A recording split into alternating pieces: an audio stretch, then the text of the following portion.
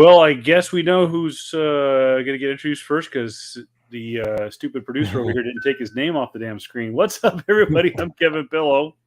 Hey, at Voice of Reason 23 on all social media platforms. That's my dude right there, the man with the fastest internet in Palm Springs. He is Jared Kabakungan at also not Jared Comics 42.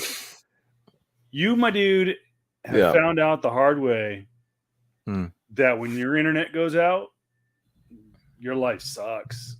Bro, I mean, like, I always kind of knew that. I knew how, even though being pretty tech savvy, how incredibly reliant I see certain aspects of my life, just how reliant I am on the internet or just having internet access, man. And so it's crazy. It sucks. It's very much in the sense now it's like, what my life would be without electricity type of thing too. Yeah.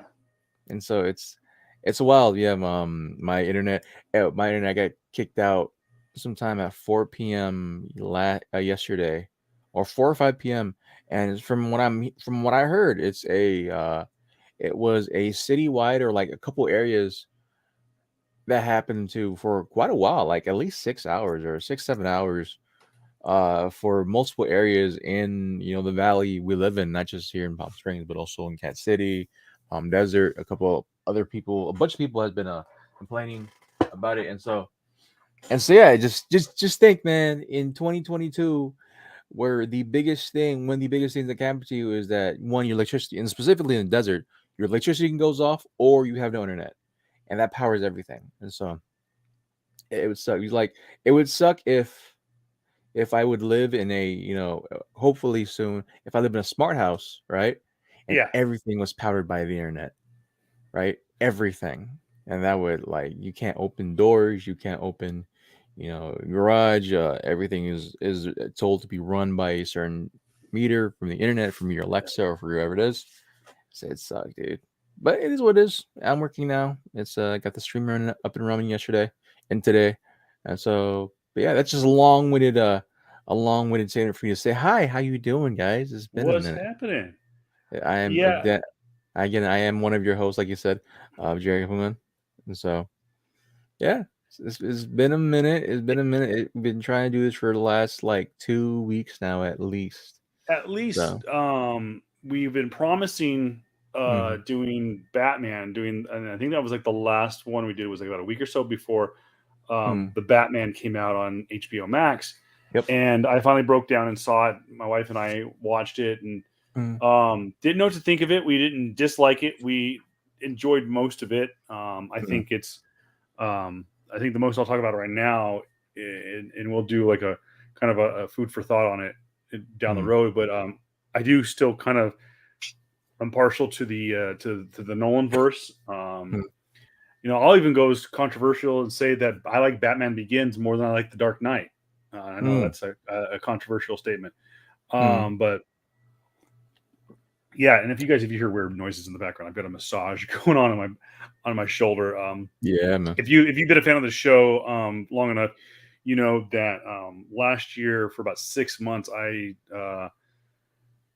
dealt with a severe pinched nerve in my left shoulder, and just every waking moment of the day, and in some cases sleeping moments, I was in agony. And so it's kind of come back, and so I've been just trying, like, okay, how the hell did I get rid of this last year? And of course, I'm like a month away from going on a big family vacation to Orlando, so I'm a little concerned about an airplane for 6 hours or whatever it is. So, nonetheless, yeah. So it is a Sunday night. We're back kind of to where we used to be. I know we were doing for a while. We would do the bonus episodes. What we've been doing on Wednesdays. We do a Friday, Saturday show. We were doing like a Friday, Saturday show, but we're doing a Sunday because that's when JR's internet would cooperate, and hopefully it does for the rest of the show. Yeah. And this is kind of just playing catch up. The last time that we kind of got together, and I'm looking at the script. Did you send me the right script? Because I thought we talked about WrestleMania and WonderCon and stuff like that. No. That is not the right one. It should say episode 68 actually. Okay, then Yeah. Uploaded the FCC wrong one. actual. Yeah, man, Let's because try that again.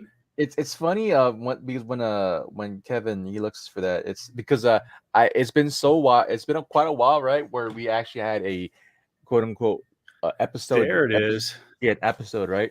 And so I think I put 68 for the last one, but that wasn't 68 wasn't the actual podcast episode. Last time we did this thing, it was 67, and so yeah, when I put 68 actual, yeah, that's the Yeah, I was title. just getting ready to say, I'm like, dude, we talked about a lot of this already. So yeah. And to kind of full disclosure, I have I have a little setup that I like behind the scenes, and I've got my iMac, big 27-inch iMac here in front of me. That's our main screen. That I had the camera I could use, and plus, I'm thinking about doing a different setup. We've got this new couch behind us, and I was thinking about actually hooking up an external camera and using the couch as the my place of chill. But no, gonna go with stick with what works. But I have my my MacBook Pro sitting here to my left, and then my I have a iPad Pro, and it's kind of like my secondary screens. I used to have a secondary monitor here to my right, but that has been since taken down. It just wasn't working out. It was too much to the setup. So a little behind the scenes action. So if you see me kind of looking to the left, one, I'm probably stretching out my neck / shoulder, and the other thing is I'm looking at the script. So getting right into it, let's talk about real quick. In the I liked how you commented on cons real quick. Conventions. On the topic of conventions, actually, we had one going on right now in our valley, Comic-Con Revolution, and that was actually one I kind of want to go to, but it would have been really last minute type of thing. Yeah, same where the actually one person I did want to go support a lot is our friend here at the Valley, Jaeger. Andrew Yeager, great artist. I used to collaborate with him on a comic book that came out here in the desert a couple of years ago, 100 Thieves. And yeah, he's actually out there right now. He is situated in the artist alley right now. It looks like he's doing great, man. Good for him. Big shout out to him. I'm pretty sure the event is already finished, but you can definitely put his you can definitely find his Instagram, his art Instagram out there on the out there. Yeah, I think I just redone it. Yeah, you can find his profile out there. You can find his profile. It's like Jaeger Art or something like that. Yeah, Jucifer Art. Drucifer Art, yeah. And I've got a top secret commission that he's working on for me. He did 2 for my kids that he's finishing up, and then he was finishing up one that he said he was going to try to work on. I said it was going to be a perfect commission to work on while at the Revolution. And on the Comic-Con Revolution Ontario, it's I'd say about an hour and a half drive outside of the valley from where we're from. Yeah, it's actually one of the better quote unquote little cons. They usually have a great crowd out there. I know they lost a couple of guys. I think who was it that backed out at the last minute because they came down with COVID. But they had Chris Claremont was there. What I was kind of a bummer, and I wanted to go just to meet these guys, was an opportunity to meet Billy Gunn and Jesse James, aka the New Age Outlaws, former the tag team champions of the world. I completely forgot about that. I had an opportunity, some tickets today, just couldn't go. My wife and I are working on a couple of things. We're actually trying to. We were actually it was funny. We're out shopping for a car this morning, and nearly bought a house instead. So I might be moving. Not too far from where I'm at, actually, but nonetheless, yeah. So I got that going on. But yeah, Drew was out there. It was really cool. One of our guys I posted on my Instagram page at Voice of Reason 23. And I said, it's kind of cool. Like, you finally get one of your friends with one of those Comic-Con placards with their name on it and put an Artist Alley. It was just kind of like a surreal moment. Like, I know that guy, hey, but yeah, Drew was doing great things, and Yeah, it's gonna be That's really fun. cool. Yeah, it's gonna be really cool. Hopefully he's gonna continue to do more art salaries. I do really want to get him on the podcast and you have him be interviewed, as well as just like just go out there and support him wherever he's gonna be. I know that he's stated before. Or if you're following Comic Asylum PD on their Instagram, they actually had like a small interview on their end for their stories, and he's been saying that, and he's stated that he does want to do this again, and hopefully. Uh, we are more able to not just support him, not with this podcast, but more so just wanting to see him out there. So it's cool to see him out Yeah, there.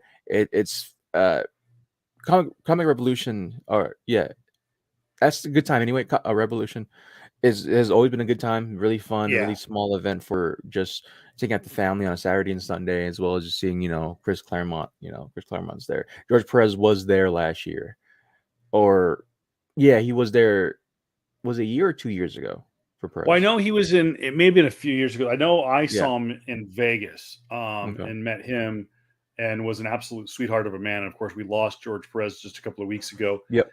He fought gallantly with his cancer, Yeah. but he decided a few months ago that for the the betterment of everybody, that he was going to just not uh, Yeah. take Not do any going. more of the treatments. He's like, Yeah. it's not working. Let's just let me live my life. Yeah. Yeah. So it was. He was also there a couple years ago. Another for George Perez Was when it he okay? did. Yeah. Because he wanted to do his final tour, his final leg of his contour, right? And then he just picked everything. And I know that he was there a couple years ago. George Perez was there, or Yeah, Chris Claremont was there, and a bunch of the people were there at the time that I did go. And so that was fun. That was really fun to see. Comic Con Revolution is definitely one of those events where, like, if you don't want to have the big old Comic Con, the San Diego Comic Con event, or even like the one that I go to, I forgot the name escapes me at the WonderCon. moment. WonderCon. That's just a good event to go to. Just Yeah, bring some people along and see what an actual comic book Comic Con looks like, a small event one, and yeah, to see if you want to just see if it's a good taste for you. But from going on from that, man, there's a lot of news that we've missed. A yeah. lot. Let's get right into it. Your boy actually has been rocking some PlayStation 5 on Mm. our Twitch channel at PS Comics. I love you on Twitch. PlayStation Plus revamp, 3 tiers. This is their cloud service game, right? This is their on-demand. It's Uh, yeah, it's very much gonna take. It's kind of also replacing the current PlayStation Plus, but like it's the same as well. It's weird because they're gonna do a tier system like you said, and it's one of those things where, like, if you just want the regular PlayStation Online, right? That costs the same price for every year or month or a couple months. It's the same thing. It's just gonna be the exact same service. It's just that it's gonna have two more services over that, where it's very much resembles. I'll say that it closely resembles that of the Xbox, not Live, but the was yeah. So what? For those who don't know, live streaming for Xbox. Yeah, you have PlayStation Plus, which for years has been their version of Xbox Live. It's been their online yeah, environment, so to speak, yeah. and you needed it for like for example, I was an Xbox Live guy, and you needed to have Xbox Live, and it was funny. It was like Xbox usually got first dibs on the DLCs for like Call of Duty and whatnot, and I was okay with, and everyone's like, well, "Are you paying for Xbox Live?" And and PlayStation Plus is free or whatever it used to be. I'm like, yeah, but we pay for it and we get these DLCs like weeks in advance. And when I made the switch to PlayStation after being an Xbox fan for so many years, it just wasn't very good. It's gotten better the last few years, but from what I understand, like JR said, you have PlayStation Plus, which was their online environment, Hmm. and then they had different tiers. Now they have again, you have PlayStation Plus, Xbox Live. Then you have their cloud streaming, which is very similar to Xbox Game Game Plus, I think it's Pass. called It's Game Game Pass. Pass. I'm sorry. Yeah. So, looking at it right now, you have the Essential, Mhm. um, Okay, so games to be included in the extra and premier tier 56 Yeah. PS5 and PS4 exclusives, while premier tier members will get 29 classic catalog games from and 29 PS3 games. We can go over Yeah. Yeah. the It's just more so this like in order to kind of like make it a little bit more clear. It's basically the three tiers are that essential, extra, and premium. And what I was an Xbox guy back then too, because I originally did play Xbox Live. I had the original Xbox 360, of course, and I did not go the Xbox One route of the PS3 era or the PS4 era. I got with the PS4, even though I had PS3 as well back then. And I will say from this going from both Xbox and PlayStation, there's not really that big of a difference for me in the sense of online type of thing. Like, sure, we got the I will definitely say during the Xbox 360 era, there was a lot more for the live servers there. The second became PS4, and the biggest content was Call of Duty at its time. It's like it changed dramatically at that point.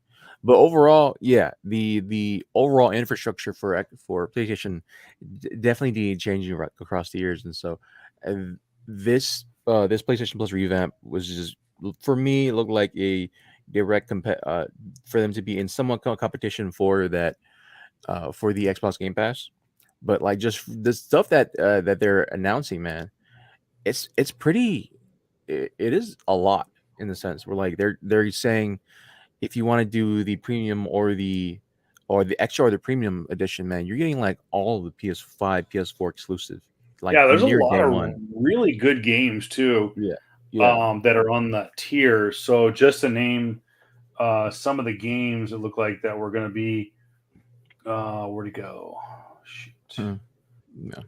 But Alien, yeah, just to when you find it out, just like yeah, we got Alienation, Bloodborne, yeah, all new but PlayStation Plus game lineup includes Assassin's Creed Valhalla, Demon's Souls, Ghost of Tsushima, Tsushima. Tsushima, Director's Yeah. Cut, NBA 2K2, and more will join the service, and of course, well as a lot of the PlayStation Studios games. And the two games that jump out at me most notably on that list are Marvel's Spider-Man and Marvel Spider-Man Miles Morales, both from Mhm. Insomniac Games. Which, by the way, I need to finish Miles Morales. I never did finish it. Never finished Avengers either. But That's understandable. That's understandable. Not the the, Miles Morales, but that the Avengers is the understandable. Avengers,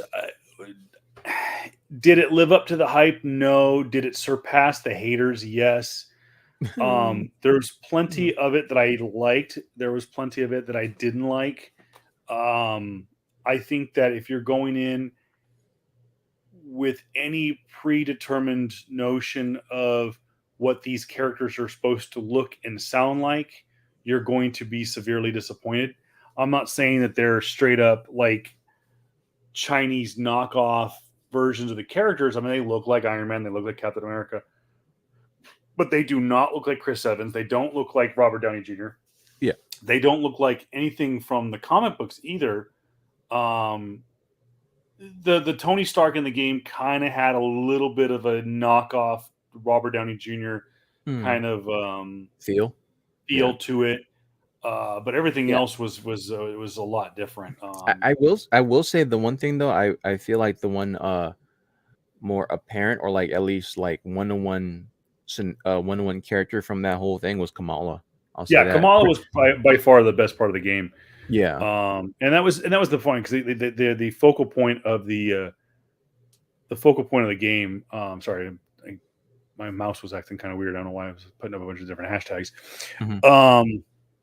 But yeah, it was by far she was probably the best part, probably the best. But again, I think a lot of it had to do with she was the focal point to the game. Yeah.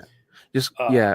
As well going back on here, man, the list here, just like there's a bunch of like first party development stuff too, like Ghost of Tsushima Director's Cut, which thing the game that I'm playing right now on our Twitch channel, PS Comics, I yep, yep. love you, Twitch. Gravity Rush Remastered, Gravity Rush 2, there's Horizon Zero Dawn. There is gonna be The Infant Second Son. That's a great freaking game. I play that. What else is on here, man? Freaking Resogun Returnal, which Returnal's a brand new spanking PS5 PS5 game that came out in the last couple months or so. Last of Us Rematch, Last of Us Left Behind, Until Dawn, Uncharted, the Drake's Direction, the Nathan Drake collection. That's a great time.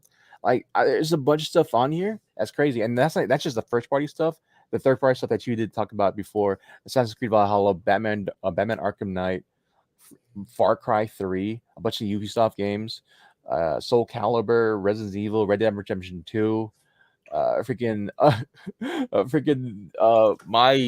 my possible dark horse to come back to probably be a great game for uh I can't say the year, but I guess say a great comeback for the year.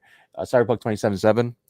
Like a Hmm. bunch of these games is like coming, like looking like it's really freaking great, and it's a strong lineup for the launch of for PS Plus and the premium, or in the premium version, of course. They're one of the biggest things that they are trying to target is that they're trying to get, the older PS3 games. And for those in the know, like the reason why it's so hard to access PS3 games on like PS4 and PS5 is because the actual processor for it is just so different for time, the cell processor, and it's just Yeah. so hard to code games or try to properly like port games from the PS3 to PS4 or even PS5 now. So what they're trying to do is have full-on simulators, or I forgot the term at the moment, but like full-on simulators Em- to at least Emulators. the emulators to try to, of course, emulate the game, but it's going to do it via cloud streaming, and that's going to be for the premium versions of it. But yeah, it's insane. It's insane that how they're trying to do this now.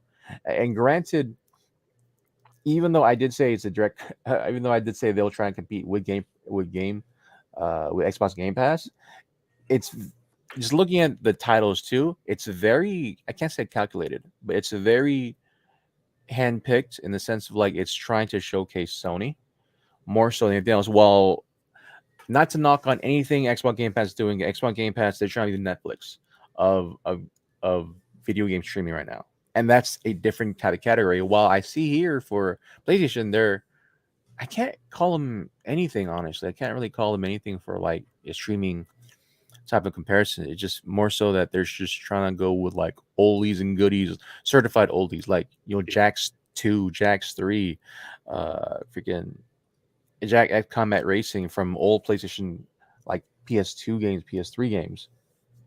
Even though those last three were PS4 games, funny enough. But just yeah, it's a bunch of these games look like I have really good time, and they're gonna be cloud streaming so that it's not gonna affect your memory. Hopefully not. Yeah. When it comes out, because the memory thing is still very much a problem for PS5.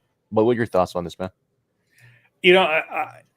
I think a lot of what Microsoft is doing with trying to be quote the Netflix of gaming is that Netflix was talking about getting into the gaming and basically trying to beat um, Sony and Microsoft to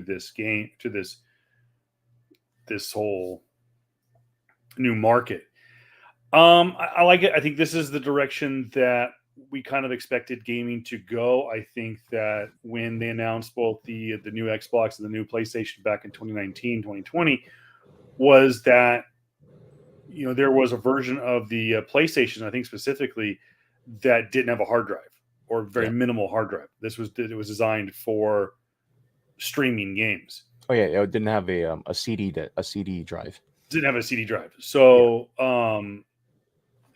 sorry, I got bugs in my face. Flies. It's hot. Oh my gosh, it's Yeah. a hot mess, dude. Yeah. This was inevitable. I don't mind it. I think that this is the direction that a lot of medium is going. We're seeing, we're seeing it happen more and more with. Mm. I think literally the only thing keeping the Blu-ray business in business is steel box collector's editions. That's about the only time like I'll see people post on like Reddit or message boards or something like that, or on Facebook or Twitter, Mm. when, hey, okay, when's like right now, when's Doctor Strange and the Multiverse of Madness coming out on digital? Because they know that typically digital copies come out before Blu-ray, and I found that out a few years ago with Deadpool. I absolutely couldn't wait for Deadpool to come out on Blu-ray, but it was going to come out. It was going to be another whole month before to get it on Blu-ray, and my wife's like, "No, I want to watch it right now." So 9 o'clock came around, went on iTunes, downloaded Deadpool, paid $20 for it. She's like, "Are we still going to buy the Blu-ray?" And I'm like, "No," and we haven't bought a single Blu-ray. And I think that that's kind of the same deal. Is like I'm wondering now if that's going to happen too. Is you're going to have those customers too, and I think this might be appealing for new games Hmm. if they, because I know a lot of times with these streaming, I know this is still new, Hmm. but the idea of a digital copy of a game usually doesn't come out. I don't think usually comes out. No, I think that Nintendo does. I'm not 100% sure on Sony and Microsoft. Maybe they do, but I know that with movies, they still have a physical copy. They still do a physical copy of a movie, and that the Hmm. digital iTunes, Amazon Prime, and stuff like that, that stuff comes out almost a few weeks before a physical copy. So I think it would be kind of cool with this streaming service with both a game with both the Microsoft and the Sony is go to to the developers, because I really think you need there needs to be a universal decision on by the developers. Is like, hey, we want to dangle this carrot in front of customers to get into our service, because people are going to go like, why would I do this streaming service when I still have the games? And obviously, like JR mentioned, is that you have, there's a lot of games, like especially in PlayStation 2, PlayStation 3, Hmm. that don't play on the PS4 or the PS5.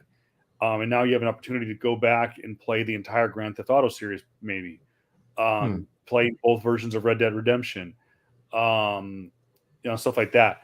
I'm wondering if they could dangle a carrot and say like, hey, if you guys sign up for our streaming service or our online service, you can get new run games, get NBA 2K22, get Spider-Man 2, whatever it may be, a week or 2 weeks before um, the rest of the people that pre-order I, the games. I don't know. It's an opportunity. I Just feel, yeah, I feel like they very kind of do not more so a week or so, because I think there's very strict NDA where they have to meet like certain treat dates, right, for the whole world, because oh if no, I know. I know, but Yeah, like also in the sense too, like it wouldn't really be fair for like the major markets, right, where the major markets, specifically America and Europe, right, if they get the game ready above those in Asian markets already, like a month or so before Asian yeah. markets, and so you just kind of say that, oh yeah, you get the game again for another a month and a week before these other guys do, is it would be, I don't know, it wouldn't be that great. But I will say too, though, there is this option to preload your game already. If you did buy digital, your game's gonna be there 2 hours before it drops. And so that's right. You Okay, so can that's kind download of cool. Yeah, you can download the game, and there a certain portion of the game will be out already for you to enjoy. And then once 12 o'clock hits, or whatever it is, right, whenever the game officially drops, the rest of the game will then be unloaded for you, and you can play the Okay, whole thing through. So that's the thing that's probably been going through. The PC gamers have been doing this for years, in the sense of like, just like they don't really carry like like hard disk games anymore. Everything's digital. Nearly everything's digital. Steam. oh That's yeah, the reason. That's the reason why Steam's a huge like conglomerate now, is because they kind of just and got done making video games, and just freaking that's here's what how to. this is Yeah, what this is competing against. This is competing against, for those who don't, they're not competing against one another. PlayStation and Xbox are no longer competing against one another, yeah, because at the end of the day, people are gonna pick sides, or they're gonna pick both. yeah. But they're You're competing gonna, against Steam. yeah. They're absolutely It's yeah, what Microsoft's been trying to do for the last year or so, or the last couple of years now, that especially with Game Pass, that they're trying to really mark up the pedigree, keep having people have a reason to get Game Pass, and not just on your PC, but on whatever your Microsoft device is connected to. That's a huge thing, and I feel that's the reason why. I'm not saying that Microsoft games don't look good. It's just I see it when I understand all this tech they have, and all like how stronger it is, the Xbox Series X is in comparison to PlayStation, right? PlayStation 5. It's just that it's not really capitalized yet, but I feel it's more so the fact that it's just a strong enough streamline, or just a bigger streamline, for it to be able to play that specific game at a higher frame rate, or 60 120 frames per second at 4K, off of anything that Microsoft has, not just your console games, but as well as like on your PC, as well as on your, it might be if you have a Microsoft, I don't know, phone or tablet, just that type of stuff, man. It's crazy to think of that. But going back to PlayStation, I do feel it's yeah, it's I feel like this is their version of like, okay, let's try to have maybe competing against Steam, but at the same time, it's still a streaming service. This is one house type of market, and we'll try to see how it just works from here. It will be more specified in these games. They're not trying to do anything what Game Pass is doing in the sense of like, Sony doesn't have well, Sony has phones, Sony has TVs, but they're not trying to so far as today, they're not trying to have PlayStation Plus Premium on your TV because that would just totally destroy not destroy but like totally give you a reason not to buy PS5, and so Yeah. we'll see how that goes, man. Well, But we'll it's wait and crazy. see what happens. We don't know yet of any mobile version of Mhm. the PlayStation. We do know there is technically a mobile version for Game Pass, not an app, but Mhm. you can go to I think Microsoft Game Pass's website and Mhm. download a web app onto Yep. most of your mobile phones. I know that right now, because it is a direct competitor to Apple Arcade, even though it's not a direct competitor. I mean, Apple Arcade is a completely different cloud service game for Mhm. Apple. Apple is not allowing Microsoft to put their Xbox Game Pass cloud system app on the App Store yet. I think that will change. Yeah. But I do have it. I was trying to share the screen, but I do have on my iPad. Um, I do have the. Now it's not wanting to connect, but Hmm. nonetheless, I have Game Pass on my iPad. It's funny. I signed up for the 1 month free trial, and that's how they get you. Yeah. I forgot about it, and I've been downloading. I've been paying for it for like the last 2 months, and the only reason I got it was I've always been since I used to work at Best Buy. I've always been a fan of Microsoft Flight Simulator, and I know that they announced um, a few months ago that Microsoft Flight Simulator was going to be added to Game Pass. Hmm. That's the beauty about Microsoft is that they have so many titles that aren't just on the the Xbox, that they're Yeah. across multiple platforms. So it was one of the first, I think, Microsoft driven PC games that is being added to Game Pass. So Hmm. I'll give a more detailed opinion as we get into it. Maybe this will figure out a way to do it. Maybe we'll stream some games and stuff on Twitch. Yeah. Again, we encourage you guys to go over to our Twitch channel, twitch.tv. Matter of fact, I'll bring it up right now. Twitch.tv. Let's search out PS Comics. I love you. And JR doing a lot of streaming as of late, Yeah. the last couple of weeks when his internet's working. So Yeah, I will say this too: the prices for the essential prices, or for the PlayStation Plus, PlayStation Essential, or premium version you want to call the three tiers are very much there are three tiers, and the first tier is very much the same as the regular PlayStation Plus, right? 1 month, $10, 3 months, 25, and 1 year is about $60, right? And so it's the same thing. It's kind of doubled in the extra and premium versions of it, right? The first month for extra is $15. The 3 months is $40, and 1 year is $100. That's the extra version is probably not the one I'm gonna get it. I'm probably getting the premium version where that looks like the better buy in my eyes. 1 month $17.99 or $18. 3 month is $50, and 1 year is 120.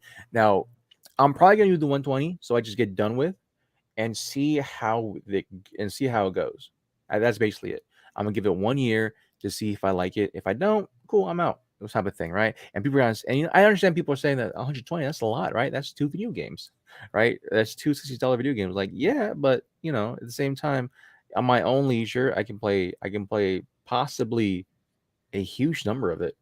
See what it's capable of. I have for a gamer myself, for a PlayStation gamer myself, I haven't bought Horizon Zero Dawn, or I haven't bought the new one, the Forbidden West. I haven't played Returnal. I haven't bought a bunch of the games that are strictly PS5 exclusive. I haven't bought freaking the Kojima game that came out for PlayStation that had director's cut just recently. It's with Norman Reedus. It's Death Stranding, right? So I'm gonna just yeah, it comes out in June next month. Yeah, on the yeah, 16th. almost, dude. And so I'm just gonna see how that goes. I don't need to pay 120 immediately, but eventually I will, and so we'll see how this four-way or this foray goes into PlayStation Extra Premium, whatever it's called, man. But yeah, going from PlayStation and going, I think it was weird. You had a point here to make earlier, and I caught it and then I lost it. I really did. Um, I was on I it and I will say lost it. though, Go just ahead. real quick on the price here for those of you who are comparing and contrasting Mhm, Microsoft Game Pass comparable to the mhm, extra tier, about $15 a month. It does seem like you're getting a lot more top tier games, no pun intended, with the premium pass here on PlayStation. But it seems like, let me see, I mhm, think Microsoft just has the one tier and it's going for about $15 a month. mhm. And it has a lot of what would some would consider to be uh, first run games. It has a lot of bullshit kind of old Xbox 360 games. But the biggest thing too that was Mhm, announced real quick this past week mhm. was that Fortnite is back on. For those of you who are interested, Fortnite is now back on Xbox Game Pass, included in their little service. Which is weird because uh, Fortnite is the battle royale portion of it is actually it should have been for I think. Do you pay for Fortnite? I never was really into it. And neither was I. Yeah, I tried it. I tried it desperately. yeah. Um, I but know that is yeah. I know that the game has had some late is recurring again because because of what do you call it? The game popularity has kind of risen again in the last couple of months because of how they took out this whole thing called building in the game, right? Where it's insane. I've seen clips of it already. Like I was a viewer of Fortnite, but never really a player. And the building mechanics in the game is just crazy, super crazy. They took out the yeah, building, and it was just more so just like, oh, you can just shoot people now and just have fun. And so that was a lot more fun than trying to do this crazy build off with people for like the next 3-4 minutes. And what so, you were talking about the game free. Yeah, the game is free available for the mm, PC, but mm, for mobile, it was deleted off Apple's App Store as a downloadable game because mm, the creators of Fortnite went against Apple's yep, rules and remember that. allowed Yep. in-purchase gaming, in-purchase making in-purchase in-game purchases. Get those words quick. Mm, In-game purchases, which goes against Apple's code of conduct or whatever you want to call it. So what they did was Fortnite signed with a couple of different streaming services that have apps or web apps on iOS and Android. And so now you can still play it free, but you can stream it on these cloud-based mm, games. So yeah, so there's that. Moving on from the gaming world to a movie that looks a lot like a video game, and that is Avatar 2: The Way of the Water. A first teaser trailer with not a lot of dialogue in it was dropped thanks to Disney, because of course it's a 20th Century Fox mhm, movie. Fox now owned by Disney. Um, Avatar was dropped as one of the main trailers in front of Doctor Strange in the Multiverse of Madness. And it's gotten actually a lot of mixed reviews. A lot of people that are fans of the original movie are loving it. It's another trip to Pandora and mhm. getting to see all of the characters returning and whatnot. And again, James Cameron in his boundary pushing, groundbreaking um, cinematography and direction. But there's a lot of people that are like, okay, cool. We saw this movie literally 14 years ago Yeah, and we don't care. We have the Avengers now. And it does bring into consideration this movie came out in 2008, was the yeah, highest grossing movie of all time, yep, surpassing James Cameron's Titanic. But mhm, we now live in the day and age of movies like Shang-Chi and Avengers Endgame mhm, and Spider-Man No Way Home and the Multiverse of Madness from Doctor Strange and the Batman and Kong versus Godzilla and just all these mega blockbusters that are also boundary pushing. Yeah, most of them are kind of like typical epic summer blockbuster, but some of them are groundbreaking from cinematography and special effects and whatnot. But for its time, yeah, I'll admit Avatar was impressive, and it made 3D movie viewing popular again.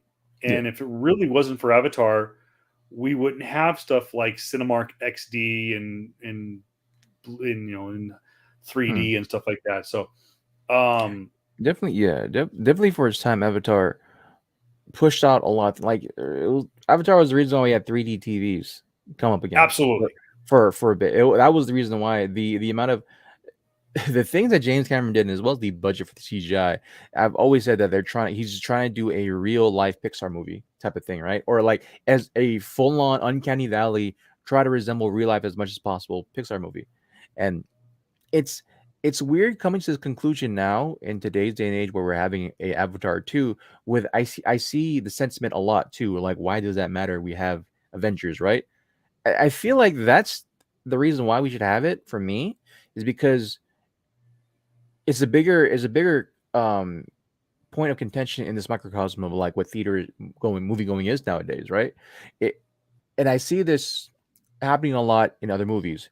If you aren't a Marvel movie, if you aren't an Avenger movie, your movie's gonna flop. yeah, And it's sad because like as much as I got love for Doctor Strange and Wanda, Northman is a better movie, but that movie flopped this weekend too. Firestarter which is an incredible classic from oh my gosh, dude, I forget. Oh my god, I'm forgetting names, dude. Legendary horror, Stephen King, right? It's an Firestarter was an amazing original, book written by Stephen King that came out too last weekend, and that flopped as well. And in a different age and time, though, before the huge take of Marvel movies, these movies would probably do awesome, would do really good. And so, looking now to the Avatar, even though I grant people will say that Avatar was one of the original OG, big, market movie, blockbuster movies. I feel like it's a good movie to have out now because nothing can really compete in terms of scale against the Marvel movies, and that sucks. Honestly, that sucks. It's people are gonna say that well, just go like what you're gonna like, but like at the same time, if you're not, you can't compete against the budget of a Marvel movie, no, even though granted, now it's a Disney, it is a Disney movie now, right? yeah. It's Avatar is a Disney movie. It's wild to me that the only type of movie that can compete in scale with a Marvel/Disney movie is itself.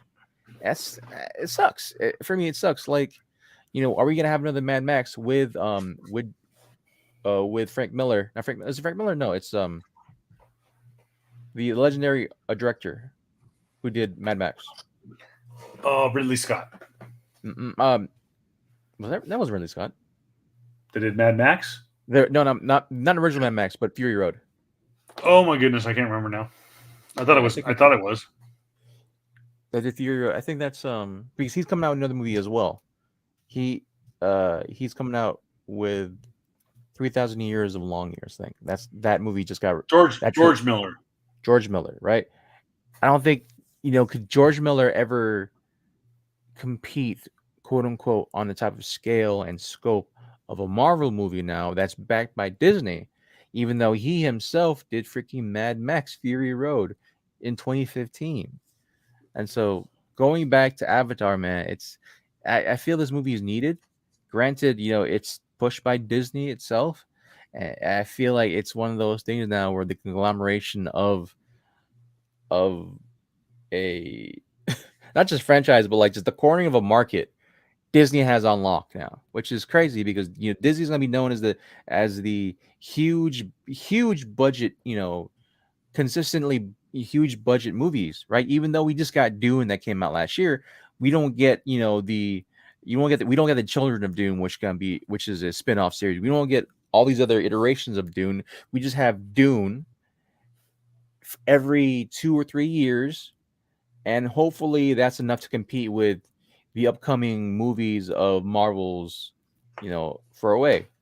So it's crazy. It's weird. We live in a weird freaking time where I do see nowadays where people are saying that, like, man, like, in order you have to compete, in order to be Marvel, to be Marvel movies, you have to make a Marvel movie, which sucks thinking about it, because man, I miss just movie going and not having to worry about if a movie flops, which they are now in droves, which is horrible. But here we are. Yeah, I think the good thing about cinema is that it can, much like they back in the day,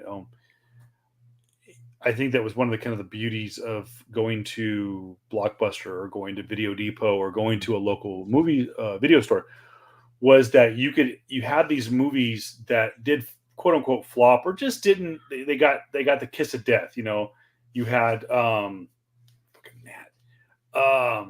You have, especially like in this corridor of May and June, where you have movies that aren't the big blockbusters, but they're movies. They're movies that probably could find an audience, and they go up against Doctor Strange. They go up against Top Gun. They go up Mm. against whatever, and they kind of get lost in the shuffle. Hmm. And like for example, there was a oh my goodness, movie came out this weekend. Granted, it's not a big blockbuster, but it has a cult following, and that's that British TV show that got converted to a movie. I can't think what it's called. My mom and dad went and saw it, Hmm. and it almost won the weekend, but coming out of nowhere was Doctor Strange to win again, Hmm. for like the third or fourth weekend in a row or something like that. Yeah. But Hmm. there is Downton Abbey. That's what it was. Yeah, that's right. Okay. So Downton Abbey came out this weekend with a movie, and I was looking at it, and it's like, okay, they did okay. They got like $10 million, or I can't remember the exact number was, but you look at that number and compare it to Doctor Strange, they got their ass whooped. But they weren't supposed to get $200 million in an opening Hmm. weekend. They so I think what we kind of miss, like I said, is movies like that kind of got lost in the shuffle, and they found second life on the shelf of a movie of a Video Depot or a Blockbuster, because you have these guys that work there, and they go. You have the guys like a Quentin Tarantino, who before he got his break in Hollywood, he was a video clerk, and he watched everything, good or bad. And I think nowadays, though, with Facebook and Twitter, it's one of the few good things about movies and social media is people can go like, "Hey, you know what? I was scrolling through Netflix, found this movie. It stars Charlize Theron and Tom Hardy. I don't think anybody went and saw it. Dude, check it out. It's called Fury Road. I think you guys would really like it." And they find second life, and it gets a little cult following, and all of a sudden the studio goes, hey, this show is all of a sudden blowing up, or this movie's blowing up over here on Netflix or on Hulu or whatever. Let's think about making another one. It's almost kind of like what Top Gun did. I mean, Top Gun got a little bit of a cult following. They didn't know what to make of it. Jerry Bruckheimer and company were not the big blockbuster machines that they are now, but they went on a limb. They cast this little unknown actor named Tom Cruise and put him in a movie with Val Kilmer and Tim Robbins and the guy from who eventually would be an ER and stuff like that. And I think it did okay, but it kind of grew legs in syndication and on the video cassette tape. So video cassette wall. So yeah, it sucks. To go around about Jared, answer your question. Yeah. It's like, yeah, it kind of sucks that these movies kind of get lost in the shuffle.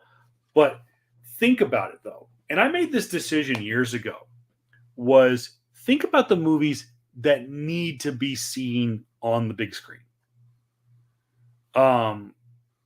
Movies like Star Wars, movies like E.T., movies Hmm. like Jaws, movies like Indiana Jones, Top Gun, um, you know, Dune. Hmm. What's Fury Road? Oh yeah, Mad Max. Mad Max. Movies like that, big, blow them up, blue, shoot them up. Avatar, Bad Boys, Titanic. It's a love Hmm. story, but it's an epic movie that needs to be seen on the big screen. Um, my wife and I made the decision years ago to only go to the theater if it was a movie needed to be seen in theater, with the lone exception of Kevin Smith. We will always support Kevin Smith. I always go see his stuff. However, I think the last or not the Clerks, the last Jay and Silent Bob movie came out actually direct on digital. And after seeing it, though I laughed, it was probably a good thing I didn't pay $20 to go see it in the theater. So, Hmm. but I no, mean, I see your point. Like, how do it's people compete? it's because when you look at for me, right? And Yep. I understand that every era of filmmaking or whatever genre takes over, the massive blockbuster type of thing, we have never seen the disparity this much. I'm gonna say that, man. Like in the last 3-4 years, how many $1 billion movies has coming out just Yeah. from one studio? Like, how do you compete against that? And just because my reasoning is this: if every studio sees the $1 billion mark, guess what they're gonna do? They're trying to compete with the $1 billion mark instead of saying that they don't have the cachet basically for a universe that huge. And this goes on to my further point before we've been harping on for a long time. We see a lot of studios get freaking deer in the headlights, like, oh my gosh, they made this much money, they made 800 million, they made 100, they made 4 to 500 million or $1 billion. We gotta do that, so let's just jumpstart this whole universe in 2 years and expect people to shell out multiple $10-20 tickets 3-4-5-10 nights in a row to see this movie instead of an actual good movie, right? Like The Northman could be and should be movie of the year. It's a great fucking movie. It should be. It should be in. Yeah, it should be in contention for the best movie of the year, hands fucking down. But it might have that, but it's not gonna be seen as that because people are gonna look at Doctor Strange, Multiverse of Madness. I'm like, cool. And don't get me wrong, I watched it. It's a good movie. It ain't got nothing in Northman. It really don't, man. If for a Marvel fan, sure, that's gonna do something for you.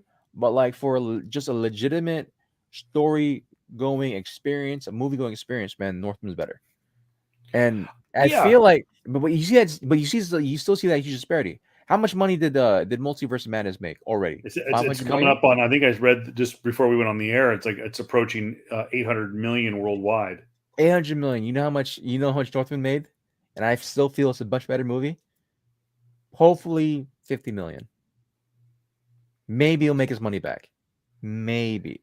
And And cinematography is much better. It's not. I don't have. I'm not trying to shade Sam Raimi. He's a great director, legendary director, because he has the backing of Marvel and of course the universe behind him.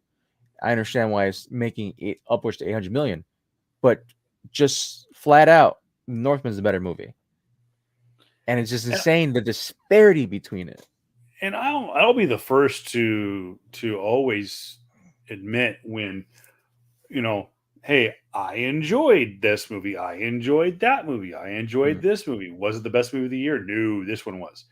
mm, Um, and I'm trying to think, like, just for example, last year, and we didn't go see um, a lot of movies last mm, year. But of course. oh, you know what? I'll use for example. I'm going to look it up right now because I want to get the dates right. Um, is hold on. It was a fantastic movie. It's getting a sequel. Okay, it came out in 2019. Hmm. Okay, so 2019 for Marvel. Okay, just to put it into context, for Marvel, we get Avengers Endgame, biggest blockbuster movie of all time. Great movie. People say that, at least from Robert Downey Jr. standpoint, probably missed out on at least some kind of an award. So 2019 sees Avengers Endgame. Loved it. One of my top 5 Marvel movies, right? Mm-hmm. My opinion, not the best movie of the year. Mm-hmm. Best movie of the year, Knives Out. Fan freaking tastic movie. So I say that because I don't want people to go like, oh, PS Comics, I love you. You guys are just about comic book movies, and you guys are just gonna for too blunt of a point on it, blow the comic book industry. No, if it's a good movie, Good and movie. even if it's outside the genre of movies, we'll kiss its ass. Yeah. But I have not seen Northman. I haven't even seen a trailer for it. I know of it.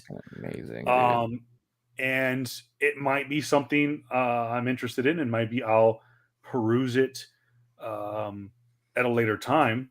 Mm-hmm. But I'm not dissing out. And it may sound like because Kevin, you went and saw Doctor Strange in the Multiverse of Madness, and why don't you go see Northman?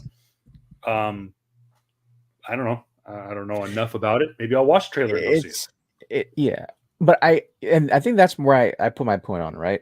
Where it's not more so like you have to be some movie going experiencer, right, type of thing. It's not more so that. It's just more so now I feel like it's gonna a lot of these movies, a lot of these great movies aren't even probably gonna come out in theater if it not can't compete, but more so like doesn't have enough to make back its budget type of stuff, right?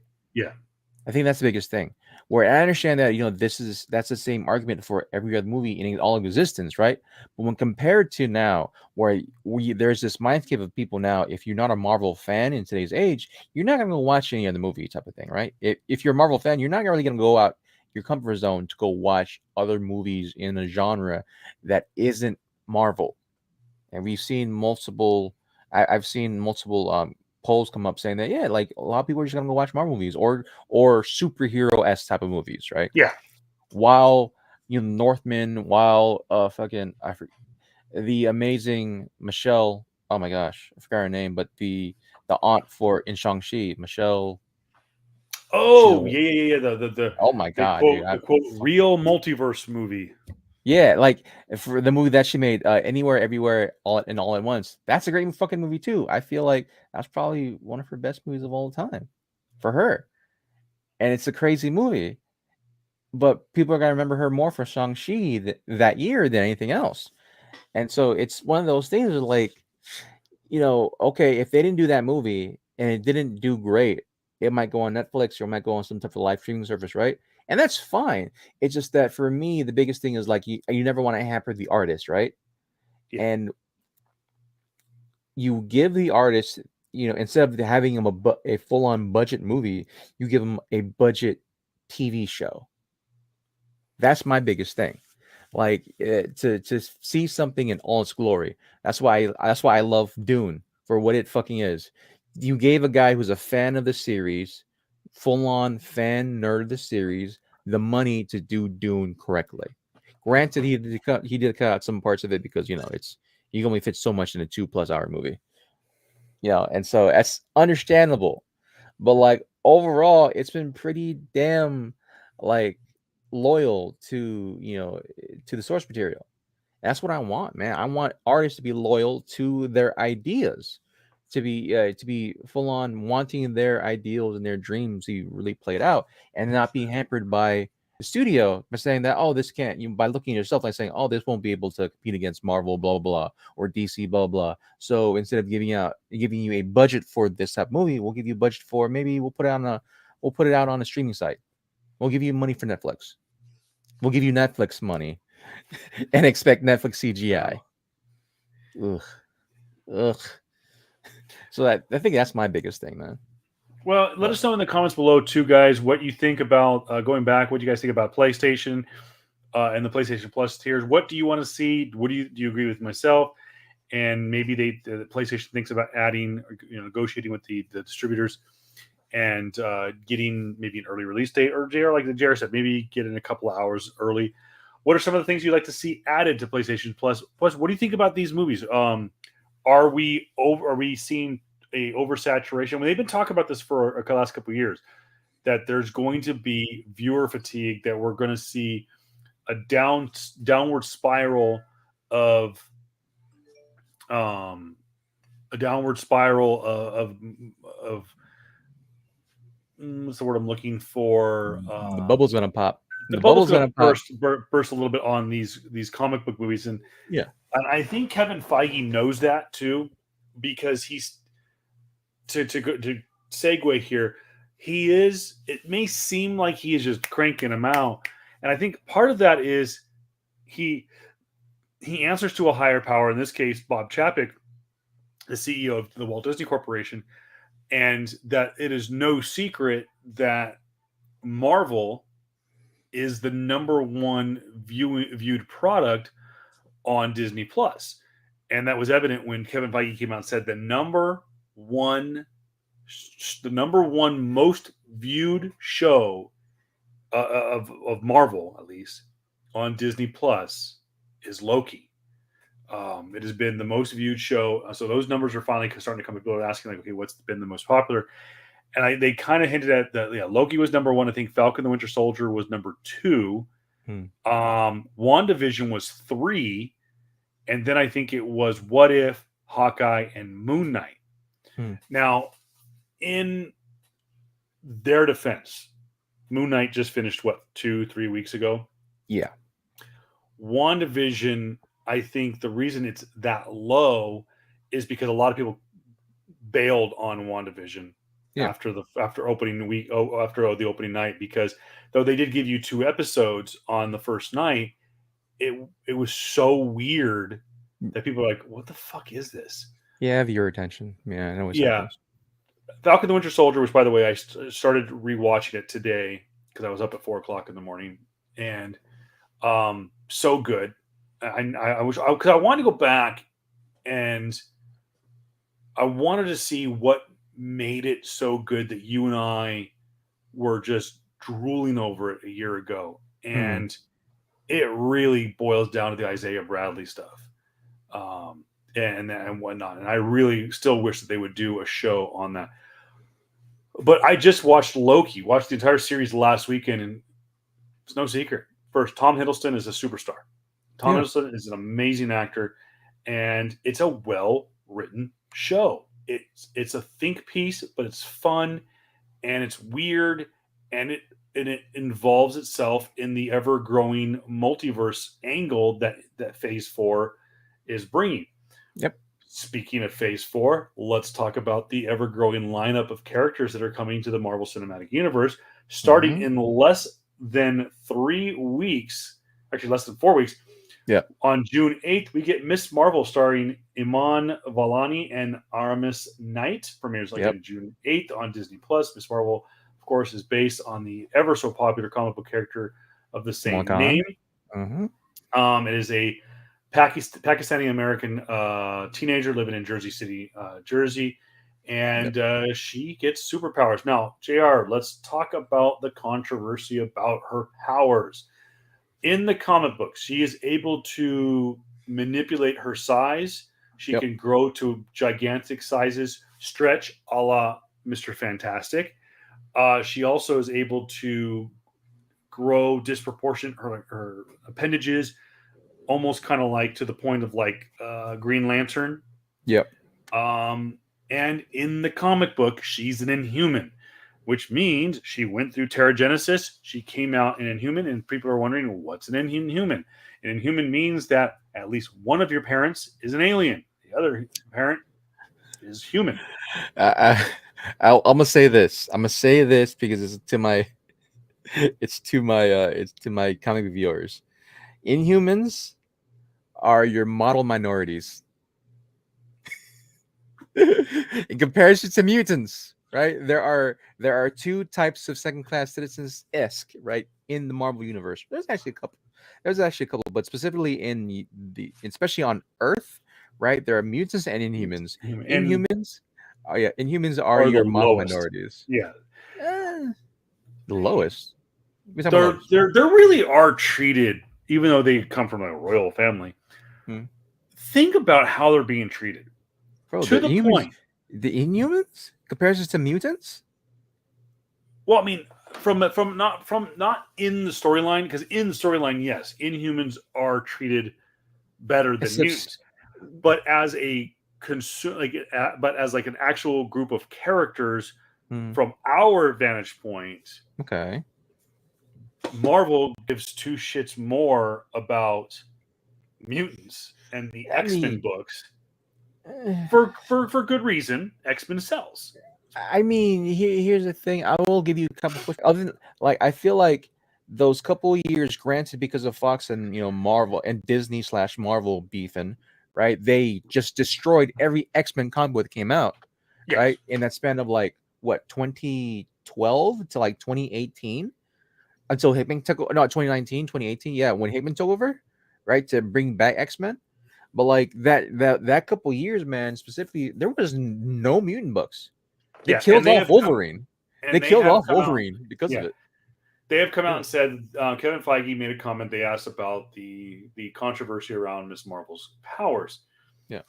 And he came out and basically said that the reason she has the powers in the movie, the way she is portrayed, where they come, and then the most recent teaser trailer has hinted at there's some bracelets that she puts on that gives her powers. Now, in the comic book we mentioned, she's an Inhuman. She goes through Terrigenesis. Yep. She comes out with these powers. Kevin Feige has come out and said that the reason that when that character was created back in the mid 2000s, that her powers were the reason she was given the powers that she was and was made an Inhuman was because Marvel was pushing the Inhumans, who have been around for years, been around for decades. Yeah. They started pushing the Inhumans. Not to say that Kamala Khan was going to be a mutant. She wasn't. She was just going to be. She was actually. They said that they come out and said that the powers that she has in the TV show were the powers she was supposed to have in the comic books, but because they were trying to push Inhumans, like JR said, over the mutants in the comic book and comic book distribution, that Marvel Comics forced the creators to make Kamala Khan an Inhuman rather than just give her these cosmic powers. So what Feige is trying to say, and I think it's I really and truly, and I like Kevin. I've never met him, but I like him. I think he's a good businessman. He's a good producer. He's a good storyteller. I think he's 100% full of shit on this one. I think he's trying to save face amongst viewers and trying to they're trying to retcon her. They're trying to retcon, and really, what's funny is I think they've silenced the creators of Kamala Khan into saying that it's true. Like, what can you? Yeah, you can't really compete, especially when that was my problem too originally. When Kevin got held of being head of all of the comics as well. It's just like he's gotta look for more of the MCU, because that makes the money that pays for everything, that pays for all the bills and stuff. But I understand why now, comparisons to why they gave her powers of a fucking power stone type of thing, right? Is because we're gonna get Mr. Fantastic. You can't have two people in the same timeline have very similar powers to each other and try to explain, oh no, she's Inhuman. What the fuck does that mean? When you have him in a movie. Oh, sorry, spoilers, motherfuckers. Hold on. I gotta put it up there. I was gonna be a little bit more diplomatic about it and just say, ladies and gentlemen, Kevin Feige doesn't completely hate Inhumans. Yeah. Just tell a story real quick for those who don't know. Years ago, when they announced, I believe it was Phase 3 of the Marvel Cinematic Universe, and it was the big release. It was at the El Capitan Theater in LA, and it was the day that they introduced Chadwick Boseman as T'Challa. They were getting ready to announce Captain America: Civil War. They also announced that they were going to do an Inhumans movie. The Inhumans movie was basically Ron Perlmutter, I think his name is, who was running Marvel Entertainment at the time, went to Bob Iger and said, hey, basically we need to say fuck you to the X-Men. We need our answer to the X-Men. Make Kevin Feige do this movie. Feige didn't want to do it. He said it didn't fit. And so they basically forced him to make this movie. Well, when they went into pre-production, it wasn't working. Kevin Feige turned around, went to Bob Iger and said, listen, it's not going to work. This movie is going to flop massively. If Perlmutter wants to make it, he can have it, and he can go play with it in the television department. He did. The movie, the TV show, they partnered up with IMAX. I think they found out that at the time, you couldn't translate what a true Inhuman story onto the small screen with the budget that they were given, and it bombed. And basically, Inhumans were brushed away to the point where I think that was one of the reasons why we never got a crossover with Agents of S.H.I.E.L.D. because Agents of S.H.I.E.L.D. made Inhumans on their show canon, and they're one of their major characters, Chloe Bennett's Daisy Johnson, an Inhuman, Quake, which she is in the comic books. I think that really is one of the reasons why Chloe and a lot of the other characters didn't cross over to the Marvel Cinematic Universe, was because they were dipped rich in Inhuman blood. But again, spoiler alert. Let's just say that Kevin Feige might be softening on the Inhuman side of things. So I feel also too, it had a lot to do not just with Kevin but Sam, right? Sam Raimi is an awesome fucking director too, and so just seeing the scene, spoiler alert, motherfuckers, you see Mr. Fantastic, and right? you see Black Bolt. You see comic accurate Black Bolt. And it's the same actor who played Black Bolt in the Inhumans. So you are basically acknowledging the existence of this that Inhumans exist in the grand scheme of. And by the way, the actor's name, I really think for a character who doesn't speak, I think Anson Mount, who by the way is also doing the new Star Trek show on Paramount Plus, was good for a guy who cannot speak. He had and relies heavily on his physical acting. Did a fantastic job. I will give you kind of a little bit of pushback though. I don't know if this will full on be the whole because MCU was weird with canon, right? MCU was the MCU universe is just weird with retconning. I don't know if it's gonna full on give credence that means all the Inhuman stuff in the TV show is legit. Nah, I don't know if it's gonna be going that far. I will say though, I feel like it's Sam Raimi being a fan.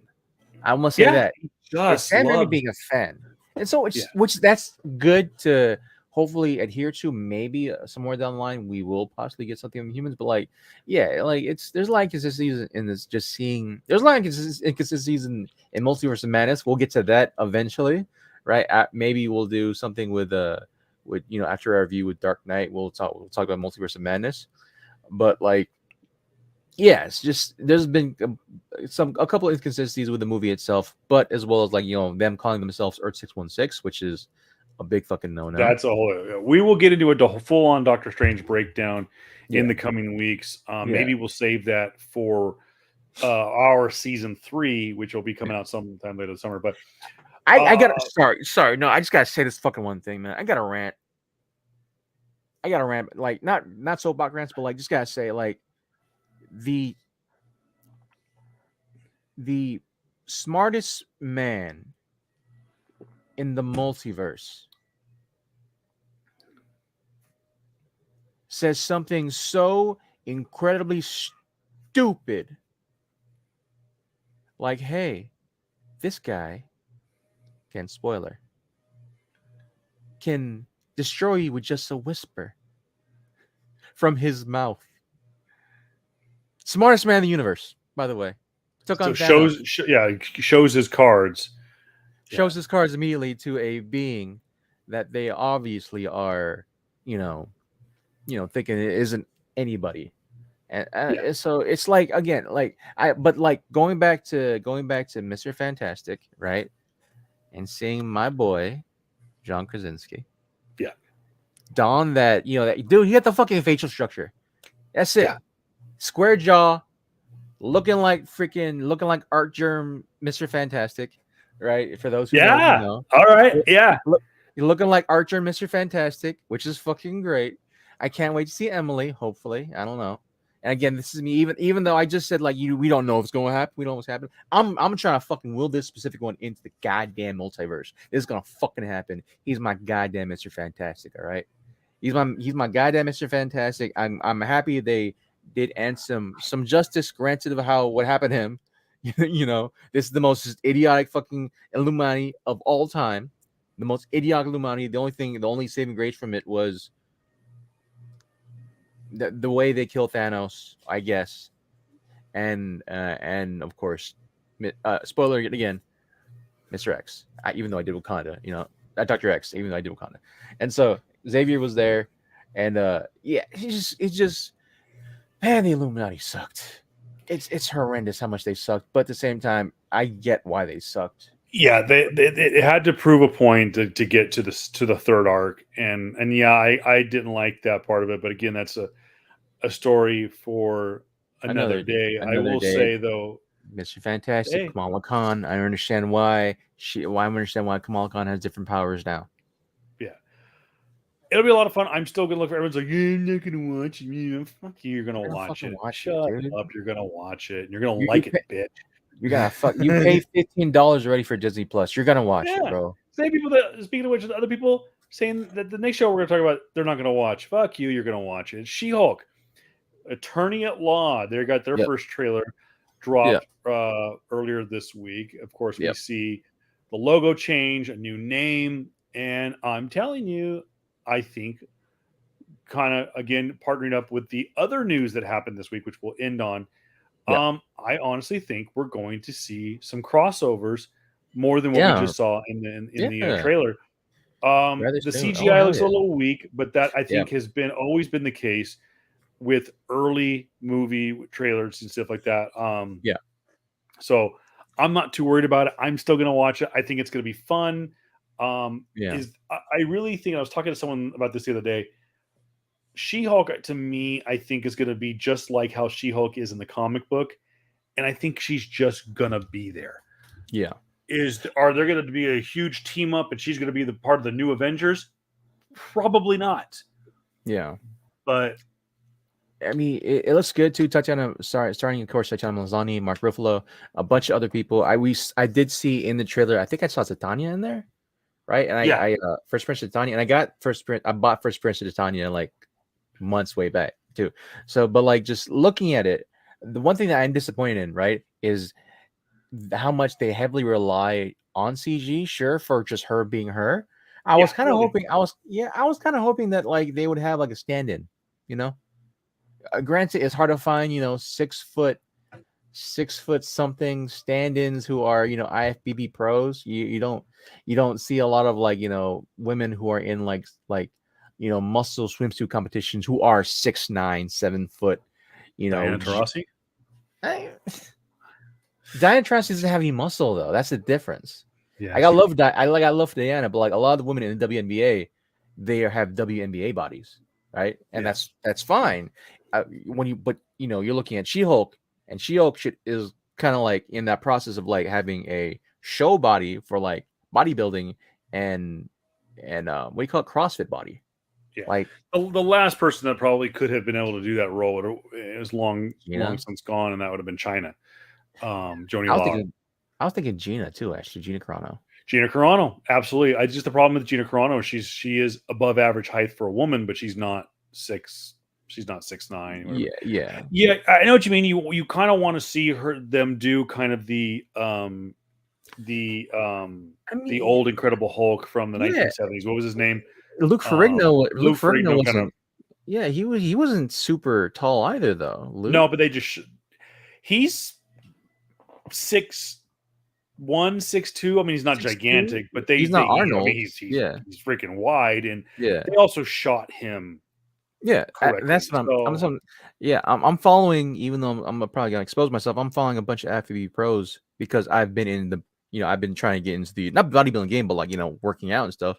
But like, there are models out there that can pull off that look, that have pulled off She-Hulk cosplays, that are IFBB, that are, you know, Rhea competing Ripley. right now. And so, Rhea like, Ripley. hmm? Rhea Ripley. No, I'm thinking about another one. I know. I'm just saying. I'm just saying. Well, Like everyone's I'm all up on Rhea's nuts right now. So yeah, no. There's a Hawaiian. She's from Hawaii. IFBB Pro. I'm following her right now on Instagram. But like, yeah, she cosplays on when she could, and like, she looks great as She-Hulk. I'm like, yeah. why couldn't they freaking hire her as the stand-in? And maybe it's something they'll consider down the road. Like I said, trailer looks good. It looks funny. I think it's going to be up there like a Hawkeye level show. Mm, I'm not expecting a whole lot out of either this or Miss Marvel. I think Same. more so out of Miss Marvel because I think that they are Yeah. angling themselves for a champion / Young Avengers / West Coast Avengers style team Yep. with her and Kate Bishop and potentially Nova in the coming years. It should be a lot of fun. I'm looking forward to it, and it comes out on August 17th. Of course, there was 17th. Yep. rumors that after the reaction to the initial trailer, they actually might push back the release date, but I bet you they still hit that August 17th deadline. Yeah. Which, by the way, brings the grand total of 3 Marvel properties hitting the world this summer. Of course, like we mentioned, Miss Marvel on June 8th. We will get Thor: Love and Thunder in early July, and then we will get She-Hulk in August. Now, there is plenty more coming out this year, including the Guardians of the Galaxy holiday special in December. Now, no mention has been made to the quote Marvel Halloween special that was supposed to come out this year and see the first Werewolf by Night appearance. That is not on the docket, so I don't know if that maybe has been scrapped or pushed back to next year. But the show that continues to come up and kind of is indecisive, they're going to do a 22 or a 23 release, is Secret Invasion. The show, of course, is based on the popular comic book that came out came out back, I think, in the early 2000s. And of course, it features the members of the Skrull Nation who came to Earth over the course of the last few decades and copied the appearance of multiple major Marvel characters and infiltrated places like Shield, Sword, and the Avengers. And of course, they're going to loosely adapt that. But of course, as we know over the course of the last few years, that the Kree have been labeled more of the invaders, the enemies, the bad guys, and that the Skrulls are more of the good guys, so to speak, the victims of, so to speak. A big story, and I wanted to get your opinion on this, JR. This is again bordering on spoiler alert territory. The director or one of the creators of Secret Invasion has come out and said that Kevin Feige has come out and said that the events of Secret Invasion take place during the 5-year period between Infinity War and Endgame. So we're going to see what took place during the blip, something we've never seen before. If you think about it, we have not seen what took place in that 5-year period during the blip, and we're going to see that with Secret Invasion. So you're probably wondering, well, wait a minute, Kevin. In a lot of the promo art for Secret Invasion, we saw Nick Fury. What the hell? Because at the end of Infinity War, we saw Nick Fury get dusted along with Maria Hill, who's also set to appear in this movie. And Kevin Feige and the director and the creator of Secret Invasion come out and said the version of Nick Fury and Maria Hill that you will see in Secret Invasion are the real Nick Fury and Maria Hill. And that you will find out that the Nick Fury and Maria Hill that are dusted at the end of Infinity War were Skrulls. So they didn't go as far as saying that they were Talos and his wife, who we saw at the end of Far From Home. But we do know that prior to the events of Avengers Infinity War, Nick Fury, the real Nick Fury, went to space, and that's where we saw him, of course, in Far From Home. And that, which of course that took place after the blip. But we do know at some point he comes down to Earth and is involved in Secret War, or Secret Invasion. So Maybe we're going to see that sometime this year, maybe early 2023. I do know that after Star Wars Celebration, which I think is finishing up, is it this weekend or is it next weekend? I don't recall. Yeah. But that we get Obi-Wan this Wednesday, Yeah. and we are supposedly going to get Andor sometime this summer. So pretty Hmm. busy. Yeah. But real quick, to kind of wrap things up Wasn't there a question for me? Or no? No, the question I was going to ask you is, what do you think of this this stuff about sorry, I meant to chase a rabbit about Andor and Yeah. Star Wars Yeah. Celebration. What I wanted to get to is, what did you think of this revelation, so to speak, of Nick Fury's fate in the greater MCU storyline? I don't like it. It kind of like it. feels kind of Hokey. backhanded a little bit. Yeah, it feels hokey in a sense. Like it's like you have this amazing scene of like one Samuel Jackson being dusted before saying motherfucker, right? Yeah, And like you want that like granted I understand from a sort of perspective like okay you can't have Talos and someone else you know try to throw away billions upon billions of dollars to from government saying that hey let's build something in the sky in outer space, and for them to do that I get that you need actual Nick Fury to do that, but like I don't know, feels hokey to me. And so I would understand. Initially I don't like it, but then I'm gonna probably sit on it for a while and see where does it pan out narratively. So the thing that's my thing. Like I would understand the process of like you need Nick Fury if this is a new scenario to say hey we're kind of out in the open, in space. Majority of our people are gone. So let's see what we have and try to build something in the sky to protect us. And so, but overall, it's kind of like, we'll see how this plays out. Granted, just the biggest thing, winning me over is Emilia Clarke. So I'm okay with it. oh, absolutely. So that's the biggest thing. And they have yet to come out to say what her character is going to be. I know a lot of people are speculating it, who she's going to be, but I am really kind of curious to see what Emilia Clarke does play.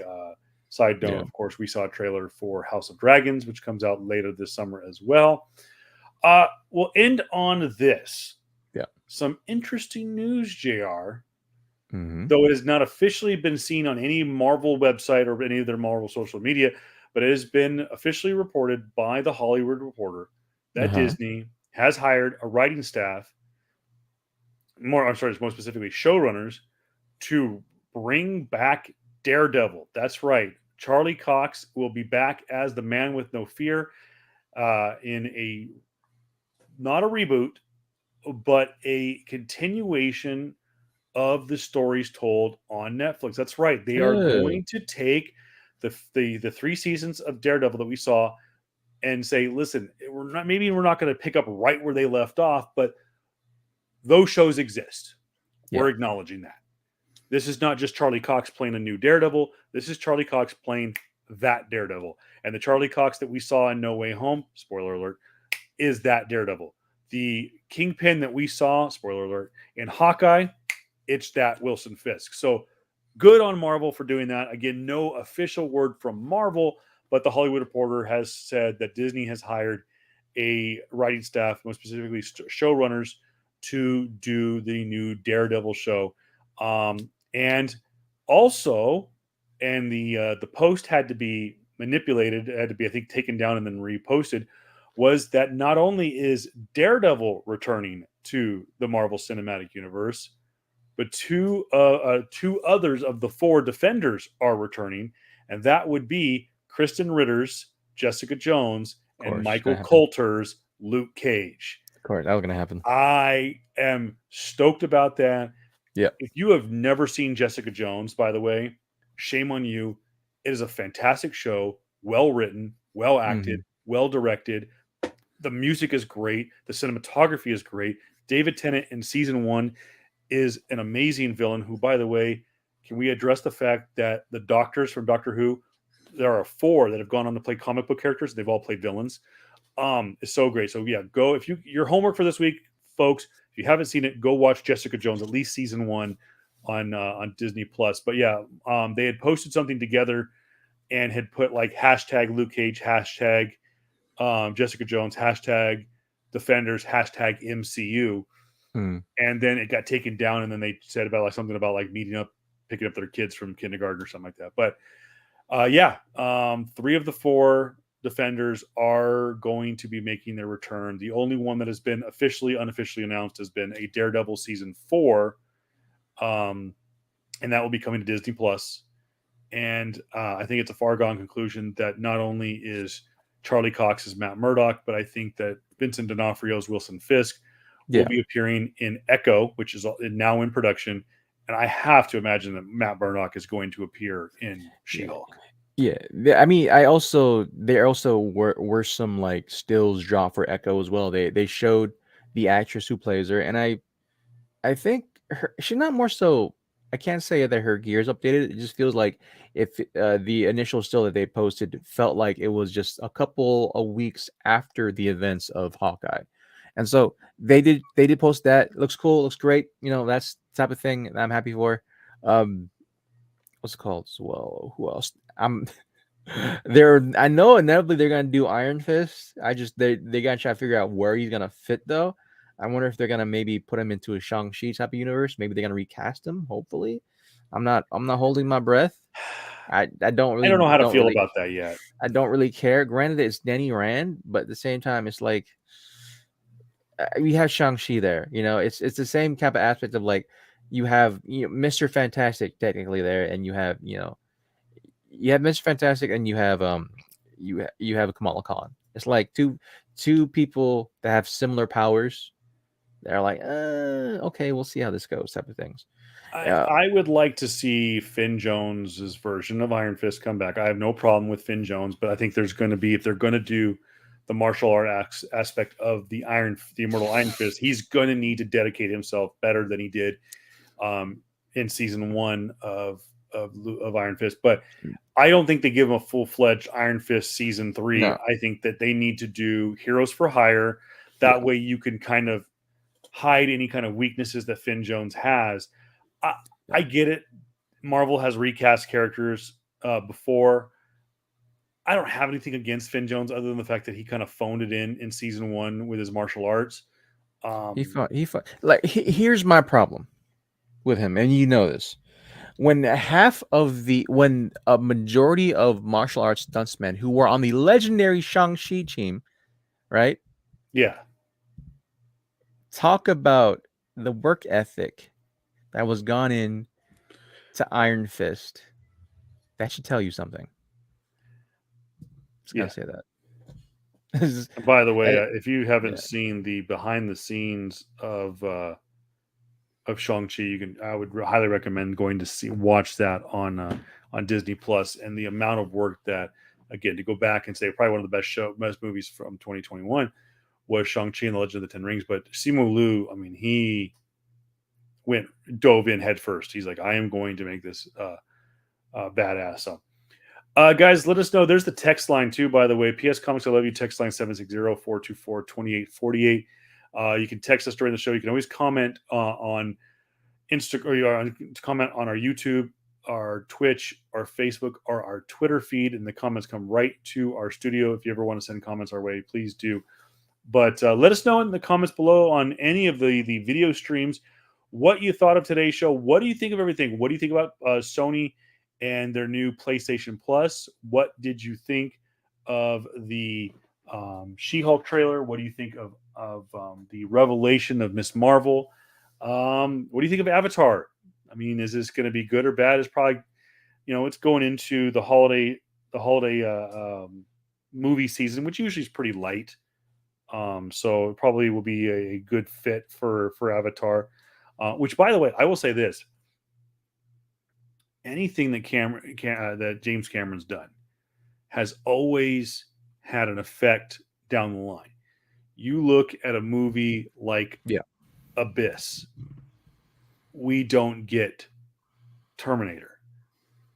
We don't get dozens of other movies without Terminator 2. I mean, Terminator 2, my God, changed the game on special effects with the way they did the T-1000, the Terminator, the Mm. actual the liquid guy.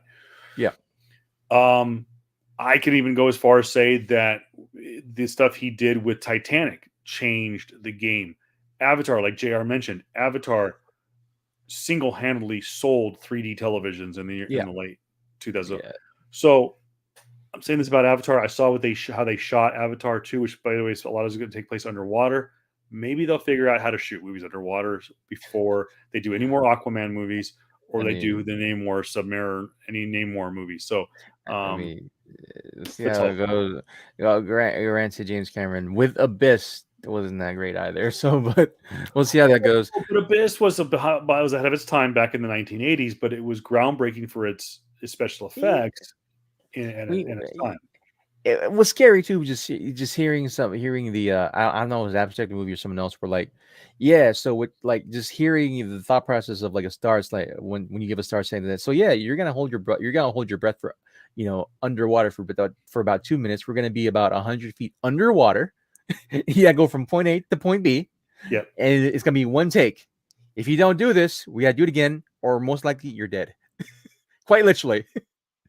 And so it's like, that's kind of crazy, man, for his time. But hey, man, hey, directs like that, there's a method to their madness, man. But going back onto it, yeah, it's cool to see. We're gonna see what Avatar does. But at the same time, my bone to pick though with Avatar specifically, right, is that when it did sell a bunch of 3D movies or 3D TVs. TVs, there's a bunch of these unnecessary 3D movies that came out. One of the biggest ones, as you know, I'm a huge Resident Evil fan, and the horrendous fucking Resident Evil 3D that we got, which was back in like what 2013, 2014 or something like that, was so fucking horrendous, bro.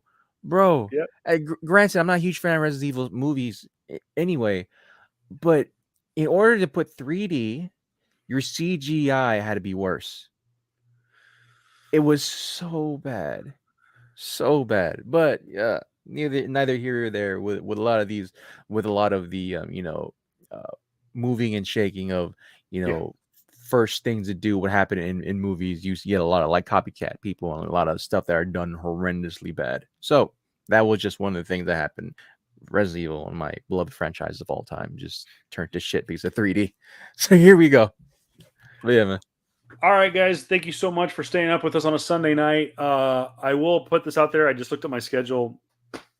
I might not be back in time to be able to do Obi-Wan on Wednesday, so we may have to move that to Thursday or Friday. I just realized All I've got good. an event I have to go to, so be looking for that. We'll try and make it work, but most likely it's going to have to get pushed a couple of days. I am really looking forward to this because of the kind of Implications. the implications and plus some of the reviews it's getting early on. So Hmm. yeah, be looking forward to that. It comes out on Wednesday on Disney Plus.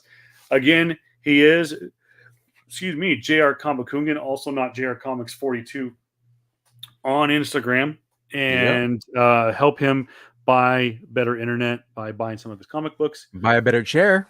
buy a better Because chair that broke that him and his sister broke. just me first, and then her later And on then eventually. she told me about what happened. She was trying to sit in or something like that. It broke more. What'd you Yeah. do? Poor It Candace. is what it is. It's all good. I am Kevin Pillow at Voice of Reason 23 on all social media platforms. And guys, thank you so much. We're gonna get out of here. I got to get to bed and Man, wake up and start a whole nother day of work. Got to get up at 4 o'clock in the morning. damn. Hopefully, this shoulder doesn't keep me up all night. So, all right, guys, thanks. And again, find us. Oh, by the way, I'll throw this out there real quick. There you go. I always do this. You can find us on all social media platforms. Again, Twitter, Instagram, Facebook, to name a few. Twitch now. JR is going to be rocking some games on Twitch. Yep. So you're going to check that out. We tried YouTube, doesn't work. Go over to the Twitch channel, Yeah. twitch.tv. I still might post some stuff on YouTube anyway, just to have a catalog. But then yeah, just most of my stuff though for Ghost of Tsushima is gonna be on Twitch. I'm trying probably do another playthrough of Cyberpunk 2077. Uh, I'm probably gonna cut out a lot of the nudity because there is nudity in the game.